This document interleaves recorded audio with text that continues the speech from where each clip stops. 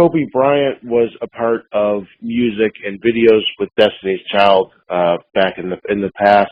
Did you keep up with Kobe, and do you have any memories with him that you'd like to share? I do. I do. I remember one time when he was probably about 22 years old, and it was Beyonce's first, might have been her second solo album, but I think it was first in a world tour. And Kobe called and said, you know, Mr. Knowles, can you get me a front row seat? And I said, well, you just want one? He says, yes, I just want one.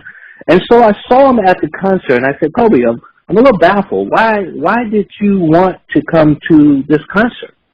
And he says, well, I wanted to watch greatness because I know I would learn from it. And that's the kind of person he was. Wow. Wow. So, and that's why he came alone, like just to really lock in. And he was the focus. He was locked in on watching from not from a fan perspective, but what could he learn from that experience? What was your reasoning for never adding Solange to Destiny's Child back in the day? I always wanted Solange to be in Destiny's Child. It was Solange who didn't want to be in the group, and me and my former wife, we were parents that did not force our kids to do anything that they weren't passionate about. So we didn't force her to do that. And she went on to go solo, and now a Grammy Award winner and doing extremely well on touring. So I guess we could say she did the right thing. How old was she around that time where you wanted her, Solange, to be part of the group?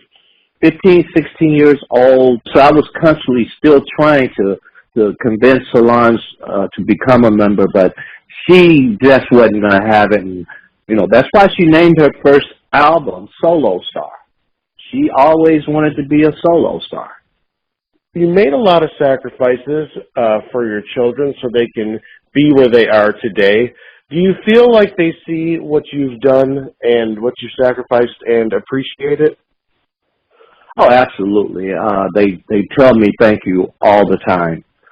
There was a period where they had to go out on their own. I think we all feel that way. I had managed Beyoncé over 25 years, and Kelly, and Solange, and it was time for them to go out on their own. I was hopeful that I had given them the tools to go out and know the business. Fortunately, Beyoncé is surrounded, quite frankly, by a team that I put together years ago, from a publicist to a road manager to a security. And it takes a while to understand the business of music and entrepreneurship, but they are getting there, and I'm very proud of them. Hey, this is Mathew Knowles, and you're listening to the Domenick Natty Show.